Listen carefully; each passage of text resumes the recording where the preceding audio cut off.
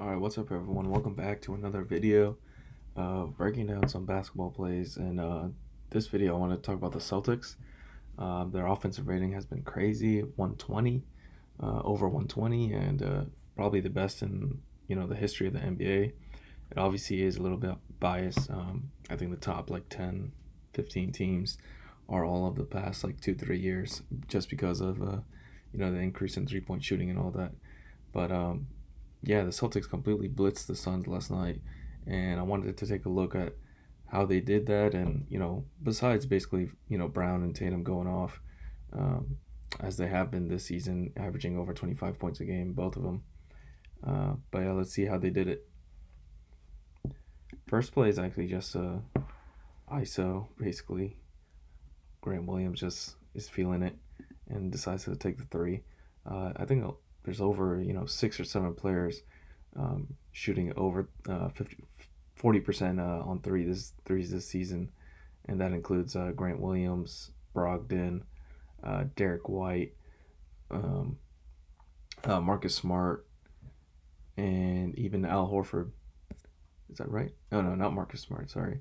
So Brogdon, Williams, Griffin, Horford, Hauser, Derek White, Pritchard is shooting 36. Tatum is actually at 36 also. Smart's at 34, and the same with Brown. But they have one, two, three.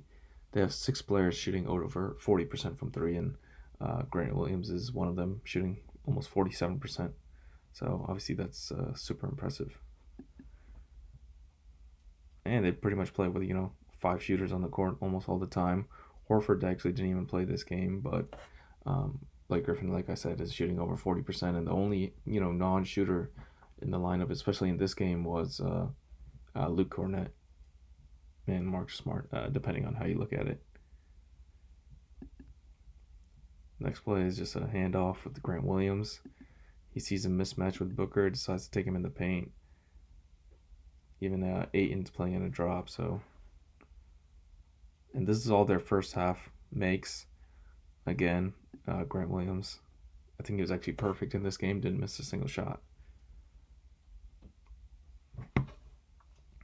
This time, Tatum comes off the screen, and look how low, I think that's Griffin, his man is Ayton, standing at the free throw line almost, so Tatum basically doesn't see anybody in front of him.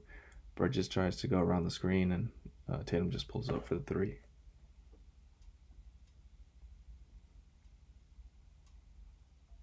This time on transition, Smart sees Ayton slowly going, so he pushes the pace and gets in the paint. Like I said, I'm doing the whole first half, so I'm not going to stop on every single play, especially if that, plays like that, it's just a fast break.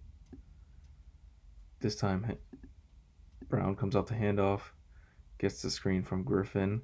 Once again, you see Ayton in the paint, playing pretty much drop coverage. Paul gets behind him. Brown does a good job of keeping him behind him, and since he has a mismatch on Paul, he gets the offensive rebound over him as well. This time, Griffin tries to set the screen for Brown, but I think Brown just takes it. Yep. And then Griffin spots up for the three. This was interesting because White gets in the paint. Maybe it's the next play, yeah. But that's just an easy dunk for Cornett. This time, once again, Landale's in the paint playing drop. Brown sees that. Craig actually does a decent job of staying with him, but Brown just hits a tough jumper. And something interesting about the Celtics this year is actually they're 29th in 2-point attempts, but they're one of the best. They're third in 2-point percentage, and they're still first in 3-pointers made, second in 3-pointers attempted, and first in 3-point percentage. So they're playing true, almost analytics ball. Most 3-pointers attempted, second lowest 2-pointers attempted. But even though shooting low attempts on 2-pointers, they're still third in percentage. So they're still shooting a high percentage on both threes and twos, and taking a lot more threes.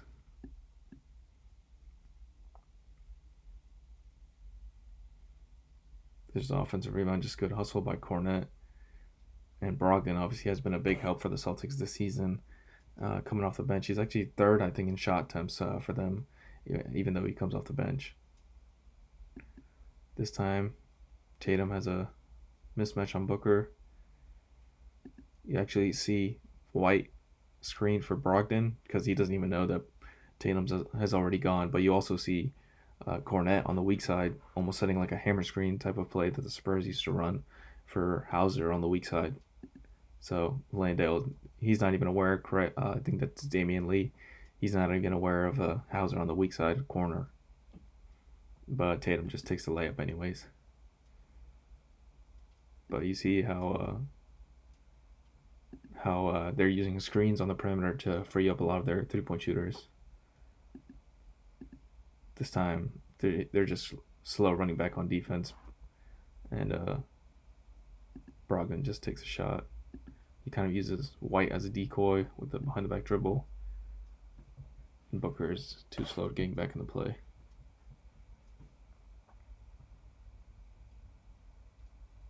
Another type of transition type of opportunity. Brogdon sees nobody's in the paint. Somebody's got to be, stepping up to him in the paint. Landale doesn't really help out, even though he probably should, since Cornet not really much of a threat on the 3-point line.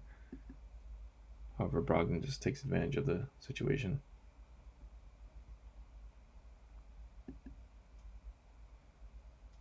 This time, Brogdon gets a screen from Cornet. However, Tatum just taking advantage of the defense kind of on its heels. Gets a step back three. Even if you play good defense, right, like Tatum and Brown are still going to hurt you. This time, almost looks like White was trying to set a flare screen for Brogdon. Brogdon doesn't really take it. However, you see Lee kind of in no man's land. He's trying to decide whether he should stay to prevent Brogdon or just let, I think that's Bridges or Okogie actually, just let him handle Brogdon. But Brogdon does a good job of getting in the paint, and Damian Lee never really commits, and neither does Landale to Brogdon. So he gets the open pass, and it's a good cut by Cornet.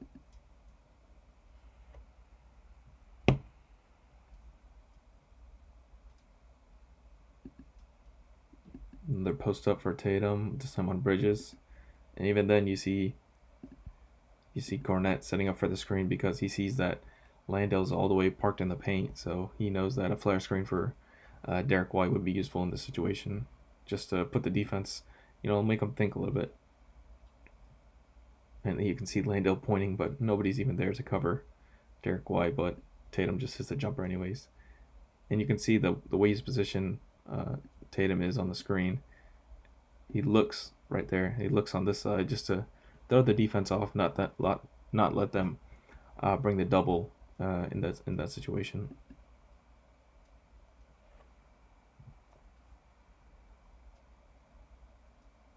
Another transition type opportunity. This time you see Cornet once again. He's setting a screen on the perimeter because he knows that Landale is gonna have to help in the paint. Damian Lee is kind of a late running back. Hauser would have had an open three, obviously, if Tatum kicked him in the corner, but he just finishes with his left over Landale.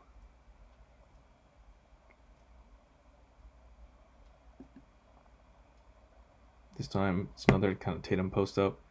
They bring the double, but Ayton's kind of lost, doesn't know where his man is. He actually, if you see Tatum actually fakes the pass to Cornet and just throws it to Brogdon.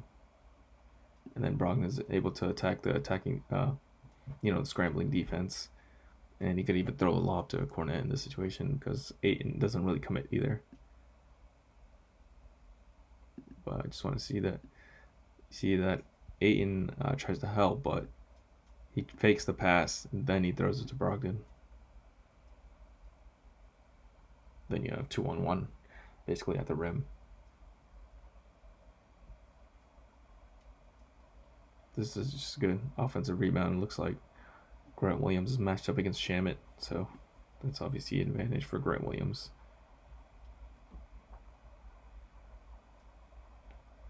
The Suns, they generally look tired in this situation. I don't know why. It might be just, trying to chase guys off screens. Nothing really working much on offense for them either, so it's just hard to keep playing good defense when you're not really making shots. This time Smart gets a good deflection. Brown races up. White does a good job of helping him out.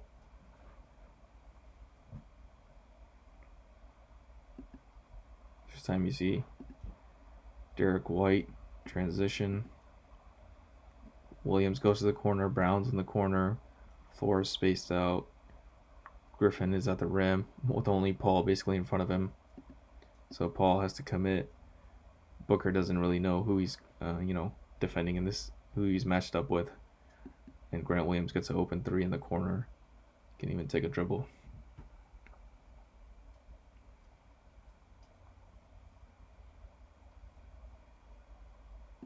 This one almost looks like an out of bounds play on the sideline, like the ones that you throw usually over here at the end of game situation. You saw the Lakers, I think, do it with Matt Ryan, and then you saw the Warriors do it with Klay Thompson, I think.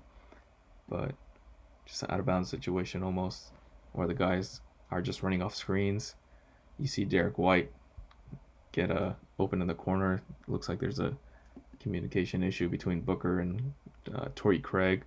And then once again, you see Blake setting a pin down basically for Derek White. It's just a little bit of extra time for Derek White to get off an open three. You can watch it back. It's almost like an out of bounds plays, like I said. So many screens, and then even Jaylen Brown, he cuts towards the rim just to throw off the defense. And then, like I said, Blake sets the screen just to give White some extra space and extra time. A good pass by Smart as well over the top. This time, Craig just gets a little lost on defense, staring at the ball a little bit too much. Brown races to his spot and just hits a shot. And Ayton's been playing in the drop for most of the game, so he knows that he's not too eager to come out and contest a shot.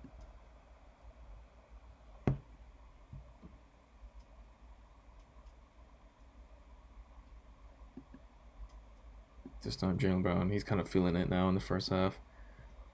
Tatum and Williams kind of switch. However, Tatum just gets out of the way. Brown knows he has a size and probably strength advantage as well on Booker.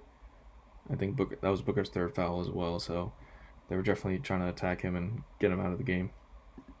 Even this time you see Blake trying to set a screen, but it looks like DeAndre never commits even though he's in a drop, which is, the primary purpose of that is to prevent shots at the rim.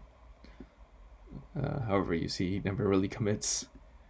And Brown gets a one-on-one drive to the hoop, and he has a size and strength advantage over Torrey Craig as well.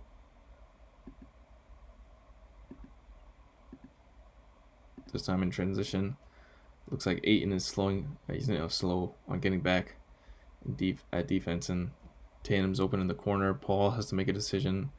Bridges never really picks up anybody. I guess he's just worried about drives from Brown, but Blake makes a good cut, and then there's not really any rim protection. Bridges does a good job, but even though he missed a layup, it's still a good opportunity for the Celtics because Ayton was just late and helping at the rim, and then once again he's out of position, not able to get the rebound either.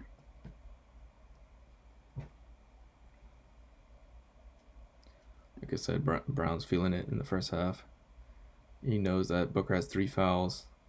Gets him on a foul again, just with the fadeaway jumper. This is at the end of the game as well. There's still miscommunication issues and, lack of running back on defense. Tatum has Paul on him. So Bridges points to Craig to, just double the Tatum because there's only 7 seconds left on the clock. However, they forget about Brogdon. And Tatum does a nice job of sealing Paul, and Brogdon is useful in these situations, just attacking a scrambling defense. So that's it for the first half. They scored 69 points, which is obviously amazing, just in general.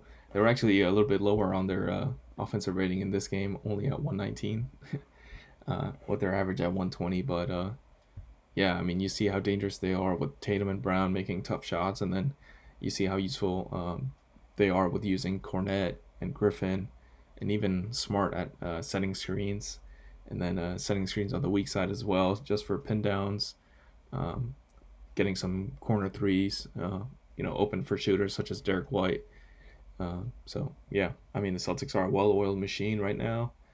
They're cruising right now, 21-5, and they seem to be the best team in the East right now. We'll see if it continues. I think it should. They probably should end up with a top two record in the East. Obviously, Milwaukee gets Middleton back got Middleton back a couple games ago, so they'll be fighting with them for that spot as well. But the Celtics look like the best team in the league right now, and they proved it. And that was a Phoenix team that was number one seed in the West. So, and they just beat them by 27 and put 69 points on them in the first half. So, yeah, look forward to seeing the Celtics team. It's pretty fun to watch how much movement they have off the ball, and just even when that lets them down a little bit, they still have the one-on-one guys such as Brown and Tatum to carry them a little bit. So yeah, thanks for watching. Like the video, subscribe, share with people see if they like it, and let me know if you want to see another team that is doing well right now. I'm thinking about doing the Pelicans just because they just have a well-balanced team, and they're so deep and have so much talent. So, yep. Thank you guys. See you guys next time.